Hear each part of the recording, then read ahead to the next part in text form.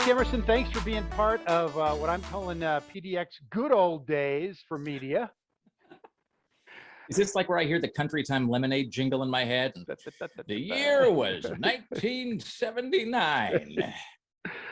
Oh, I've had a blast just kind of reliving radio and TV with my old friends and colleagues, and even some people I didn't even know, but they were willing to chat with me about the way things used to be. And radio is always an interesting topic because I think of all, yeah, it's hard to say that it's changed more than print, but radio is a different animal than it was when you and I were in broadcasting, isn't it? Yeah, well, I mean, it's different than print in that radio still exists, I think, as opposed to print newspapers, certainly, Barely. which are, and that's I'm sorry, I shouldn't snark. That's a cheap shot to take. It's hard to unlearn snark habits when you spend a long time doing that. But, it's funny that I think the joke was for the longest time that TV people used to joke that at least I don't work in radio. And then radio people would joke at least I don't work in newspapers. And newspaper people just, I don't know what they're, I don't know what they're saying right now because it is such a different and changed media landscape. But well, now TV people are saying at least I don't work for Sinclair, which owns my old station KATU. And people at Sinclair are saying I can't get online. I don't know. Yeah. What's ransomware? I mean, the weird thing is, and I can't take credit for this observation. This is I think it was the author Chuck Klosterman who said this, but he was talking about working in newspapers actually, and he said that he is sort of a pivotal generation for newspapers, and I guess I'm this way for radio, in that when he entered the world of newspaper reporting, that there was no such thing as an electronic newspaper, and that by the time he dies, there will probably only be electronic newspapers. And so he was in that sort of interstitial period of seeing, the meteor hasn't quite hit yet, but you're sort of sitting there with the Diplodocus of the watering hole going, seems to be getting hot. Yeah. And radio is maybe not headed entirely the same direction, but it is certainly in a state of flux, as they say. So were you ever disc jockey? Because I always knew you as a talk host. Did you start spinning records and then kind of evolve into the pop culture mind trap that you were on the radio as a talk show host? By which you mean like Motormouth Jerk who just prattles on about Britney Spears and Star Wars at great length, regardless of whether anybody cares? I didn't say jerk. Yes. It was a disc jerk, not so much a disc jockey. Yeah. So I essentially ended up in talk radio because I just failed at being a DJ. So I started, I think like a lot of people on radio, I started really early because I had no demonstrable ability to do anything else. And I spent all my time listening to Dr. Demento, and just, thinking that'd be a good job. And so I started off being a DJ. And of course, it's like most jobs, I think, where you just take whatever's available, whatever the field of, your chosen field is, it's like you just take whatever they offer you. What do we need? Well, we need someone to clean the grease trap here at the Washington Post. And you're like, yes, sign me up. So I started as a disc jockey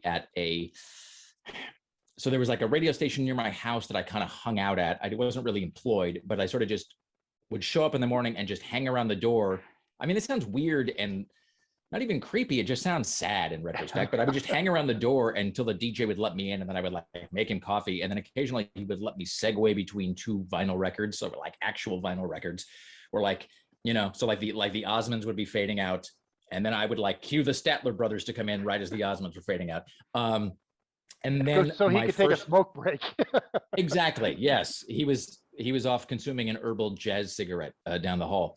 And then at some point I got a job at this station in Prosser, Washington, which was in the middle of I always think of it as being a wheat field, but I don't think wheat grows there. It's just literally a weed field, as in just scrub brush and, and tackweed.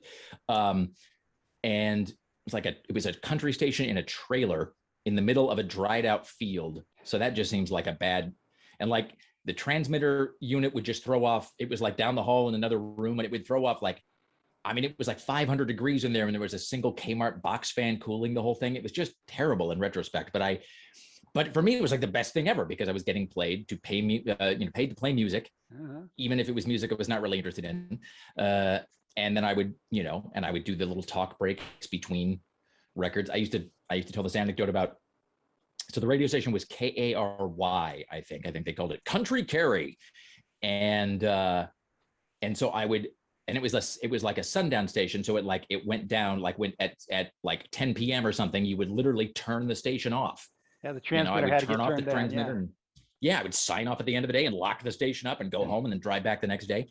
And so you would just play these these dusty old country records. But the highlight of the shift for me was that I would do, these tiny little talk segments where it was, and as you may have already noticed, I have a tendency to over answer questions. So, but I would do like the weather, or there's going to be, the Zither Festival is going to be happening at the town gazebo this Saturday or whatever. But then occasionally I would do these things. They have this thing called the Pet Patrol, and the Pet Patrol, and I think I've probably told this story many times in my life, but the Pet Patrol at the radio station was where you meaning I would literally, between records, you'd have these little cards, and people throughout the day would either phone in or they would stop by the radio station to report missing livestock. And then you would read the Pet Patrol. And so these are pets only in the broadest, most figurative sense, where I would then, and I remember at one point reading this Pet Patrol segment where there was literally, it was like, there was someone's like Holstein cow that had gone missing. And, Holstein cows are large. They're, it's a substantial animal. And there was this Holstein cow named Teacup. And it was like, Teacup was last seen wandering I-9, southbound. She likes to eat hay and she has a tendency to charge blindly at people she doesn't know. Teacup weighs 780 pounds. If you see her, please call. And so I would read these, like this happened multiple times a week where somebody's heifer would just sort of there and then not there. Anyway, it's a great community service.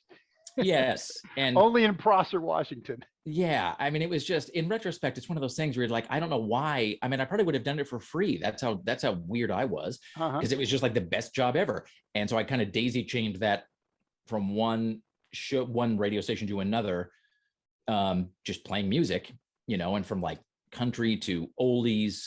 I mean, there are these like hilarious air checks where at the time I'm like 17, right? I'm like 16, 17, not even out of high school. And I'm at some radio station where I'm playing, whatever. It's like I'm playing Country Joe and the Fish or somebody. Right? I'm playing something Miller. Yeah, exactly. Yeah, it's exactly here. And so I'm doing this thing where I'm putting my voice and trying to like sound like way older than I really am. And so here's another classic from Benny Goodman. But it's like it doesn't even sound that good, because it's like I'm still a teenager. So it's like here's another song by Benny Goodman. And it's like I'm cracked voice trying to sound like a person of sufficient vintage to be playing this music. And so people at home must have just been like, who is this? Like, is this part of some government program? They had to hire this guy. But like my talk segments between records, as you might imagine, listening to me, got longer and longer and longer and longer and longer. Surprise. And yeah. And like, that was kind of what I wanted to do, as I discovered. That was like my thing, is like, well, I don't really care so much about most of this music I'm playing. I really would just like to talk. And so, but it was many years before somebody finally, I think quit paying attention long enough for me to actually get a job like that. And you went eventually to Salt Lake City, and that was before Portland. Is that how you matriculated to the Rose City? Yes. So like everybody in radio of a certain, except for Iris Harrison at KGON, who I think was there for like, she's probably still there for all I know. She's been there for like 35 years the last time I checked, which is unbelievable. Because in radio, it's like David Lee Roth said, here today, gone later today, where it's like, you just wake up and it's like you turn on we're now Christian talk radio. Goodbye, Rick.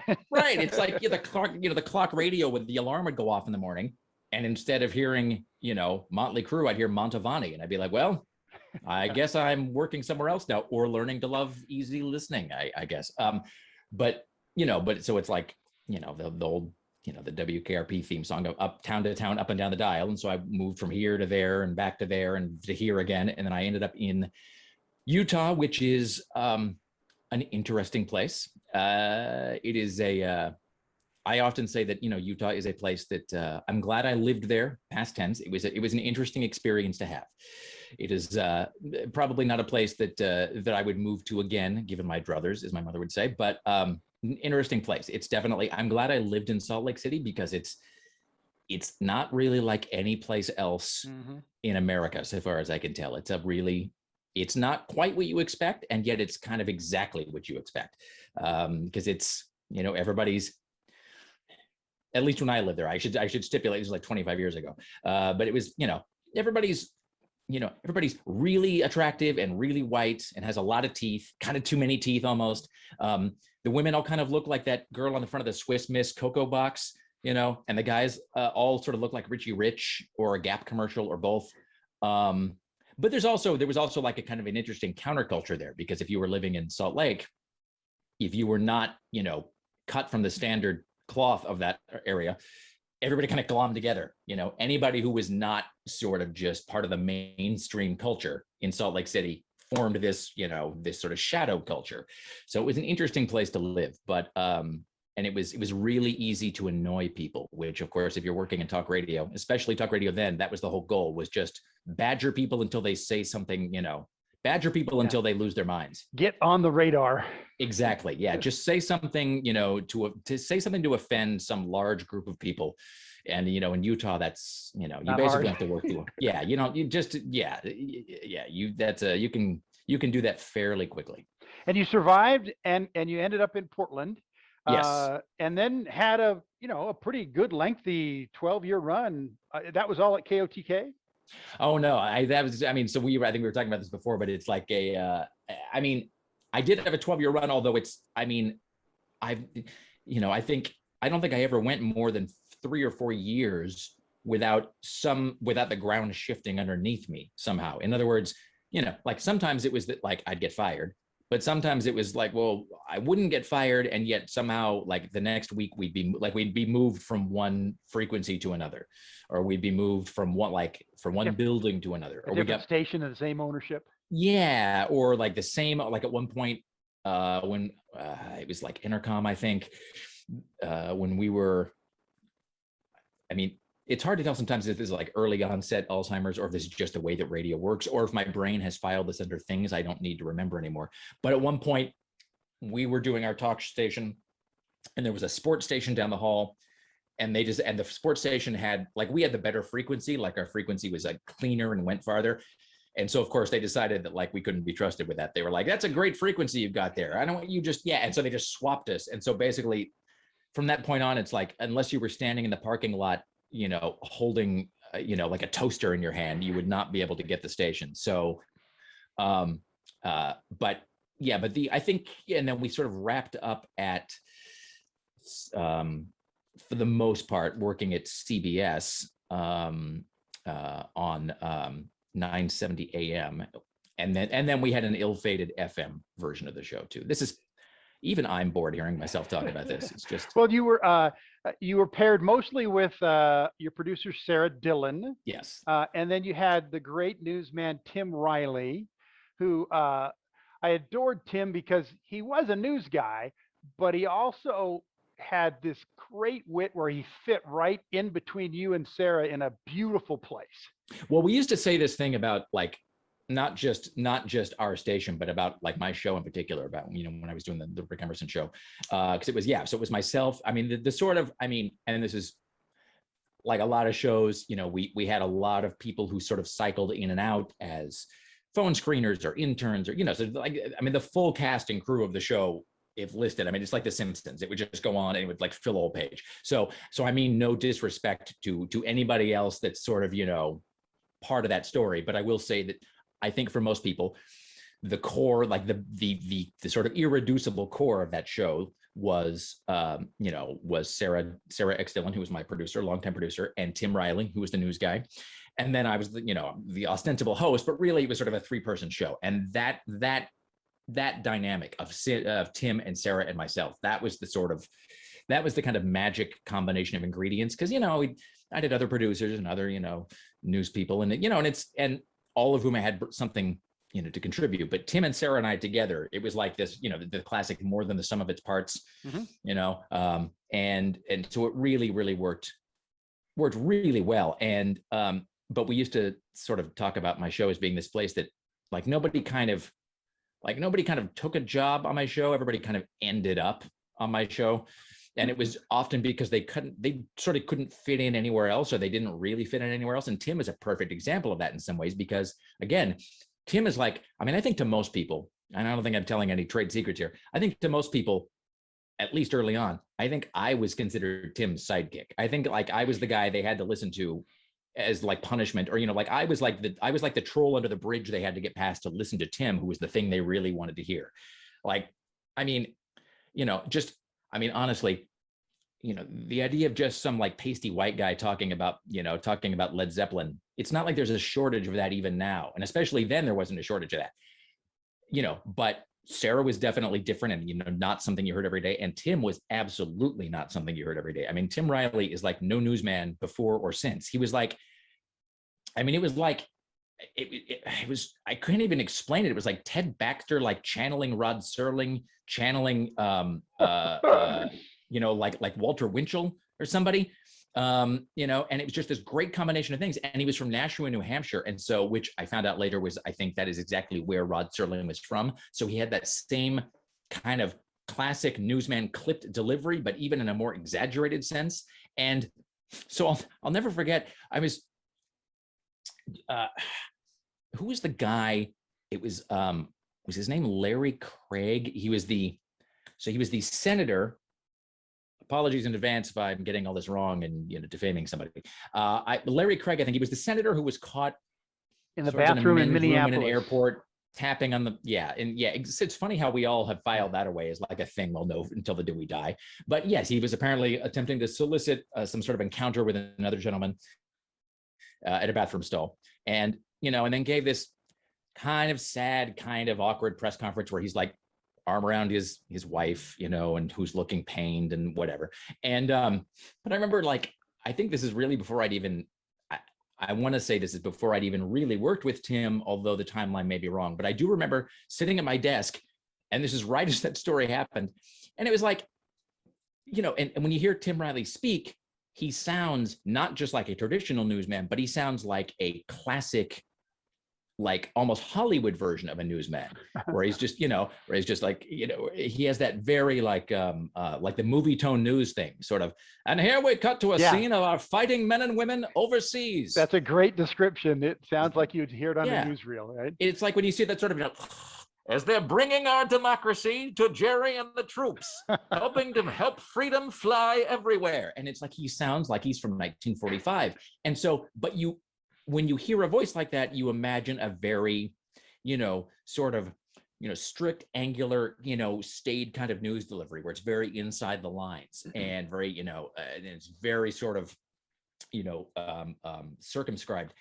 But I remember, I think he was talking about this Larry Craig story, and I'm paraphrasing here, but the key line is something I do remember, where he's talking about, again, this unfortunate incident where Larry Craig is caught soliciting this man in a men's room.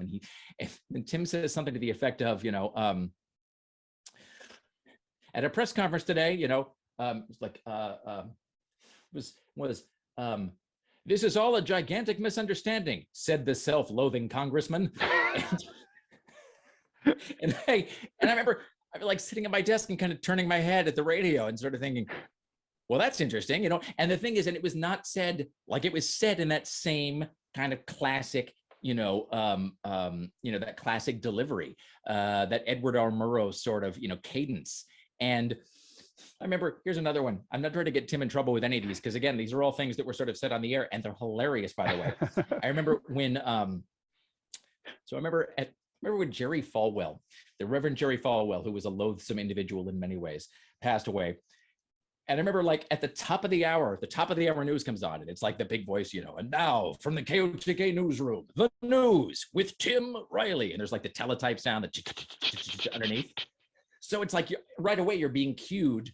I could just talk about Tim for hours. Right away you're being cued to expect this very traditional newscast, because you have this sort of Walter Cronkite teletype in the, you know, underneath, and it's like the big voice is sort of, you know, now the news. It's a very Howard Beale. And so again, like the Reverend Jerry Falwell has died. We're like, Tim's opening line is, the fires of hell are burning a little bit brighter tonight. And it was, and the thing is, the reason he was able to get away with, and like the thing is, nobody ever complained. Like I could say something relatively innocuous about, the Backstreet Boys or whatever, and somebody would call the front desk and complain. And again, to be fair, I said a lot of indefensible jackass things as well, but I could say things that were basically tame. But because I'm kind of obnoxious and loud and I look like an obnoxious guy, and it would, people would call and complain. Tim, though, the genius of Tim Riley is that because he had this like very formal professional, demeanor, he could say things like that. And it was like, it somehow didn't faze people at all. Like it just, I remember there was like somebody like in 2002, there was some news story right over, there was like somebody like Sunbeam Electronics or somebody had done this massive layoff of employees right before Christmas. It's like 3 days before Christmas, and they axed like 20% of the workforce. And he played this soundbite. I think it was Sunbeam. It might have been some other company, but it was like he played this soundbite of the CEO explaining that they were going to be doing all these like layoffs right before Christmas. And then when the soundbite ended, it's like they just came back to Tim, and Tim just sort of tapped his newspapers and just said, "Your soul is an appalling dung heap." And then he just kind of moved on with the news. And it was like he could sell it because he just sounded so traditional and stayed, when he did the news. Tim is when the you best think thing about it, ever. that kind of commentary into the news is ahead of its time. It's kind of like Jon Stewart's The Daily Show or Seth Absolutely. Meyers' Closer Look. He was inserting that kind of comic commentary into a normal news, and what was a normal newscast. Absolutely. And it was like, snark has just become sort of coin of the realm these days, but most of it's just not done very well and it's not very interesting. And like his thing was just, and the thing is like, the great thing is that like on top of it all, Tim was like a genuinely good news person. Like, he Exactly, totally knew. yeah. He was like, he was like the definition of the guy who like knows the rules well enough that he kind of knows how you can break them or push them, and like how you can sort of, like you have to kind of, I think anyway, that you have to sort of know the format or the formula before you kind of subvert it, or to know how to effectively, nobody can do a better parody than somebody who knows the original article really well. You got to know the rules before you can break the rules. Exactly. Yeah. So anyway, so I was really lucky that I lucked into working with Tim and Sarah, because that was sort of the golden age of that show. So before we get to the Carl Click, Rick Emerson dynamic on the air, which I was, appreciative of, the one thing I want to make sure is I got a good explanation of the coffee cup brigade that happened before I knew you and before I was on your air a few times. You got kicked off the air and people got you back by sending coffee cups. Is that an oversimplification of that? No, that's basically that's more or less it's an accurate simplification of that. That is, it's just simplified enough.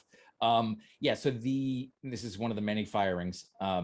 It's like, again, I was on Fun Employment Radio earlier today, which is the Sarah Dillon and Greg Nibbler's show, and I was talking about the fact that they've actually been doing that show, as I said, I think like twice as long as I did any incarnation of my show. But we were, let's see.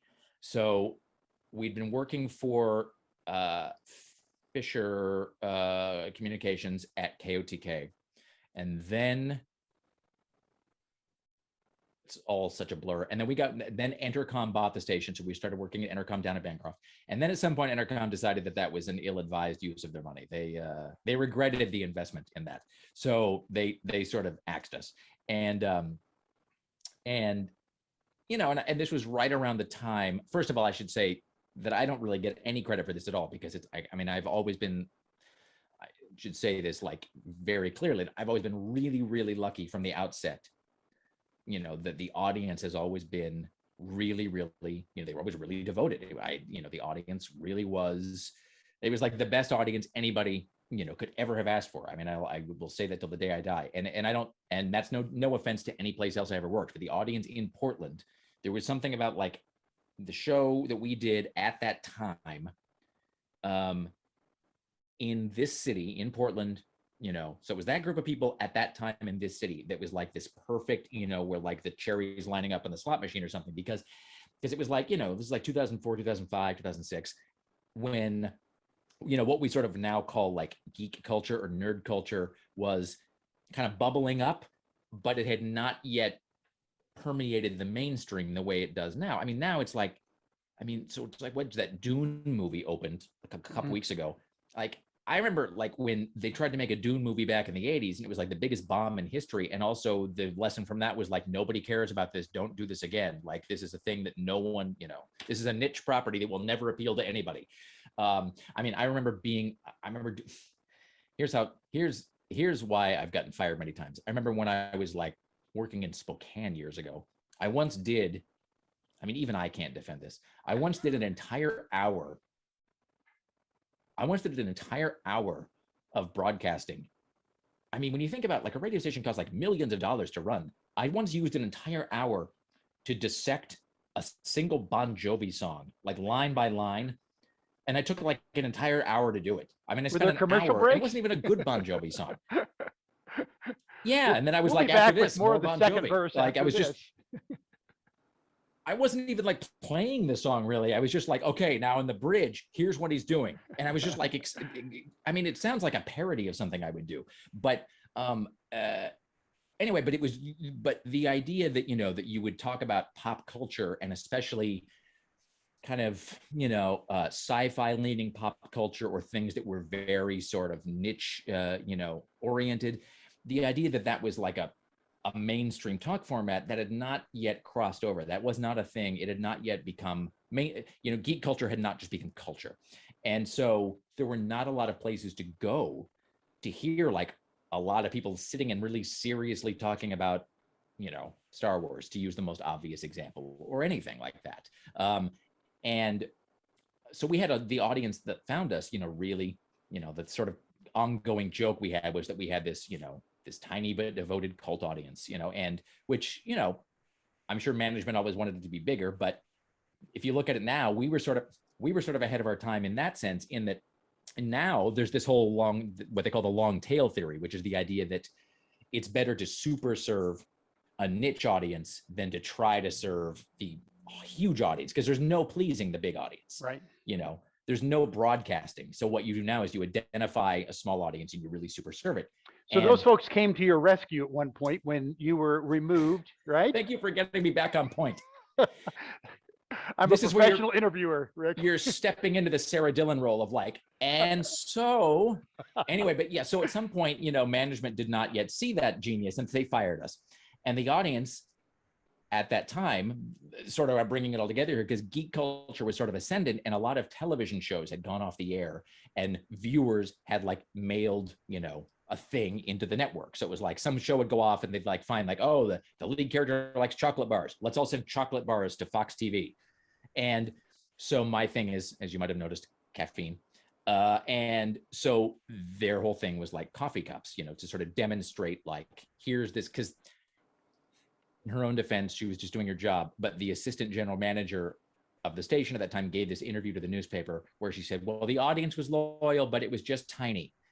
And so I think the audience really took offense at that. They were not pleased. And so anyway, and so their whole thing was just to like barrage Entercom by sending or mailing or dropping in coffee cups. And they just like came in by the tens, and then the dozens, and then the hundreds. And then it was just like, which is, and I think, anyway, so they really, it was just like it was like here's your tiny audience, and it was a demonstration of like, here's all the money you could be getting, or here's all the audience you could be getting. And while Entercom, they didn't convince Entercom to hire us back. But I will say that what happened is, because I just sort of like moved on to like, well, I guess I got to find some other gig somewhere else in some other place.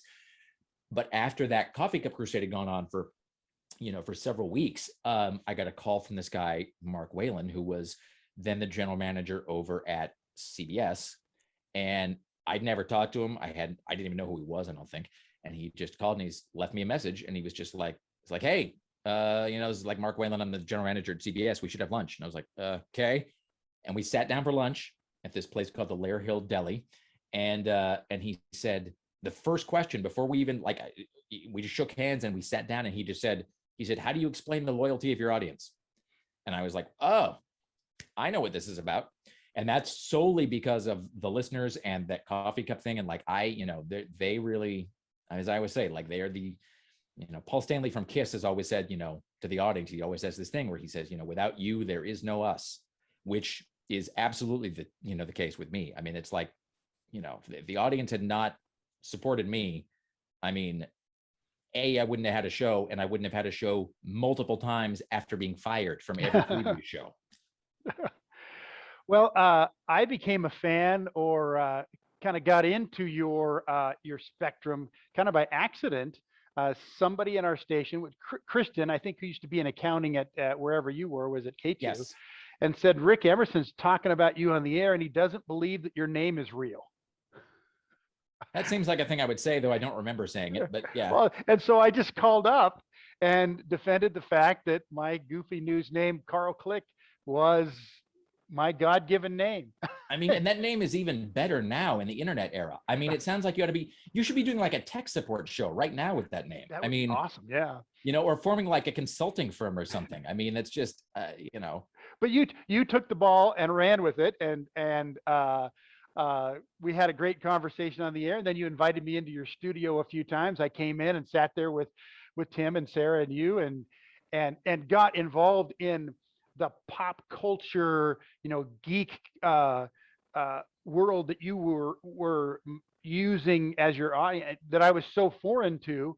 I was a little fish out of water, but you guys accepted me once a few months. I would come in and be a guest, and we just had a blast. And I just appreciated the fact that sometimes you want to say, I wanted to be at the table with the cool kids, but in your guys' case, I wanted to be at the table with the nerds, and it really paid off. well, yeah. And it's, I mean, and, I think, somebody, I forget who said this. Somebody told me, I think it was my friend, Todd, who said this at one point. He was talking about being in broadcasting and, or anything in the media. And this is certainly true in my case. It's like counting the rings in a tree. And it's like, if you look at me over the years, it's definitely true for me, where he said, he's like, when you first get into like any sort of performing or entertaining, it's like when you first get into anything that's like where you're in the public eye, you get into it because you want to be somebody else. He's like, that's the deal. He's like, you always get into performing or into the media or whatever because you want to be somebody else. You want to be like anybody other than who you are. But then if you stay in it long enough and you want to like, make it work or make it last, he's like, eventually you realize that you just have to be yourself. You can't be anybody but yourself, which is definitely true with me, because I went through all the boring, unsuccessful, predictable phases of like, I went through a phase of like trying to be, like an off-brand Howard Stern and an off-brand, Don Imus, and a sort of off-brand like liberal Rush Limbaugh, and and an off-brand everything, like an off-brand, man show, and just like every mistake you could make. And eventually, because I was just like, well, in the back of my head, I just kept trying to like, it was like me just trying to be a DJ again, even though that was clearly not what I was meant to be. It was me trying to sound like an old guy playing Benny Goodman. And at some point I was just like, well, they're just going to keep firing me regardless. So I should just do what I really want to do, and not, I just spent a long time, like when I was growing up, especially in radio, trying to be this, my whole thing was like, trying to be this like edgy outlaw provocateur, which, it was sort of fun for a while, and then it just gets boring, and also just was not really me, wasn't who I was, because who I am is just this kind of motor mouth nerd. And what I realized, what I probably should have known all along, but what I eventually realized is like, there's a lot of people like that, It's like, we're not still talking about Star Wars, 50 years later, because nobody likes it. It's like all of those things that we spend time talking about, and dissecting, there's a reason why we know them. And it's because it's like stuff that people, things that people are really into. And so it was always a pleasure to discover somebody else who worked in media. And I think also, honestly, I think also because a lot of media is so, you can speak more to this than I can, but it's so, it is very sort of regimented, and it's like a very, it's, constrained in some ways by time and by format. And I think people liked having the chance to go someplace where they could just not have to worry about some of that stuff. Yeah, and I did. be a little more loose. Well, I'll tell you, one of the most fun places I ever was, and events, was when you invited me to be part of the Rick Emerson Roast, which was I had done a little stand-up comedy before, and I do some now, but I thought that event, because all your loyal, faithful fans were out there in the audience in that ballroom, and your friends and colleagues roasted you and each other. Uh, and I thought it was a little bit of a risk for me to be there, being a news guy, but I thought that was a blast. I really enjoyed that event. Well, I'm glad you did. I have, you know, I mean, you did it first. I should say you did a great job as sort of the host and the MC. You did a fantastic job, and like there were a lot of great high points there.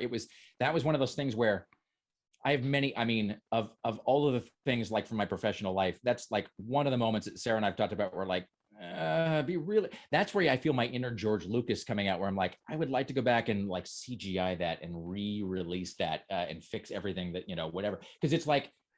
Because every listener party, we would do these listener parties where like fans would come to like some venue and we'd have a band and we'd do like on stage whatever, and and we'd have like contests and and they kept getting, everyone was like, it's the whole thing of like you got to top yourself here. Everyone was like bigger and bigger and bigger and bigger, and so that was the last one we did, and it was the biggest one we did. So that was at the Crystal Ballroom. Yep. And there was like, I don't know, like 1,500 people or something. It was huge. It was like standing room only. Packed. Yeah, the Crystal Ballroom is like packed. And we have like flew in, my friend, slash colleague, Lisa Desjardins from CNN, and you are there, and Peter Carlin is there, and Storm Large is there, and it's like a bunch of people from the show are there, and it's just like, and we have a band, and it's like this huge, like we've decorated the place, and then we also, and because we were doing this roast, so we did this Vegas thing, this Vegas theme, which somehow then somebody had the great idea of just like having like an open bar backstage, which is sort of where things a little bit went off the rails. Well, yeah. So that was the thing where it kind of went, it's like where the roller coaster is, first it's like just rickety enough to be thrilling, and then it's eventually just like into Montego Bay. And you're like, well, okay.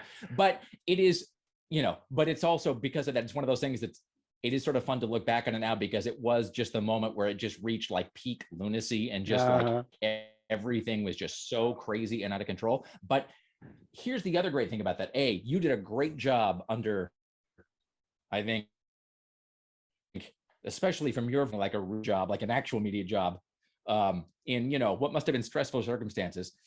And also the weird thing about that roast is that like, and it was like a real roast, like we were not pulling any punches. It was like, I actually am really, really proud of some of the jokes, because I wrote all my own jokes there. And there's a few that like, I'm so proud of, but like there's no way I could ever repeat them even here again, because they were just like, so that they're really good, but they're just terrible. Including some about people who are no longer with us. So, but anyway, but the weird thing is that like at the very beginning, we had this like thing to the audience of like, this is a roast, and it's like going to be no holds barred, no punches pulled. And so it's vitally important that no one tape or film this. And what's kind of amazing, because that was in 2008, is that with the exception of like, I think one sort of 15-second clip during which you can't even see anything because nothing's really happening, so far as I know, that actually like, that actually held, like the audience that actually would never happen that now. and did not film it. No, there's no way. Yeah. But I'll tell you, I mean, but that is partially our audience too, that they just respected us saying like, you're on the inside for this. So. Right. So two things. I had a guy, I'm in Central Oregon now, and I, spend some of my spare time working at a golf course. I had a guy come up to me, and he's signing up to play golf, and he's, I'm checking him at the desk. He goes, I was at that Rick Emerson roast, and man, I've been recognized for a lot of things, but it was kind of cool to be recognized for being the MC of the Rick Emerson roast at the Crystal Ballroom. That is awesome. Well, especially because that means that he was there. That's the only way he would know. Absolutely, yeah. So it's then, sort of like, you talked about it's just a legendary sort of thing, Yeah. You talked about the jokes. I wrote my own stuff too, and I was pretty happy with it. I still believe that the best joke I've ever written in my life was for that event. And I can say it here because Storm Large was there. And it was her group was Storm Large and the Balls was the name of her backup group. And I'm not going to diss Storm Large because, no, I'm only, find you. I'm not going to roast her, but I said, Storm, I got to let you know that every guy here would give his left nut to be one of your balls. And see, it's not really a thing that, if you're just delivering like, the 6 o'clock news, that's not really material you can just roll out. Yeah. It's So like, I was proud of that joke, and also very happy that nobody recorded it, because it would have, anything I said that night would have ended my news career. yeah, I mean, somewhere in the basement, I probably still have like my 3-ring binder that had like my material in it. That is just like, again, it's one of those things of like, well, these are great jokes that I can never use again. So I'm glad I used them, there. So it was, and as you said, it was like the last possible moment probably where, it was the last possible moment before the social media era, which is kind of what makes it great. Sort of, some of those things are always, anyway. So you did a fantastic job. Well, thanks. Thanks for including me again in that great table. I do remember, because of my hours working the early morning show, I'm heading home in that noon hour when you guys were on the air. So you guys were the guys that I listened to as I was driving home for 35, 40 minutes, whenever it's going on. But I do remember driving home when they had a tornado that hit in Vancouver. I called into our station, and they had crews out, and I did things, but I also called into yours, and you and I and Sarah and Tim Riley were basically giving updates, because I was there in Vancouver, and this is what I saw, this is the damage, all that kind of stuff. So I was, at least that one day, a Rick Emerson Show correspondent on a real news story.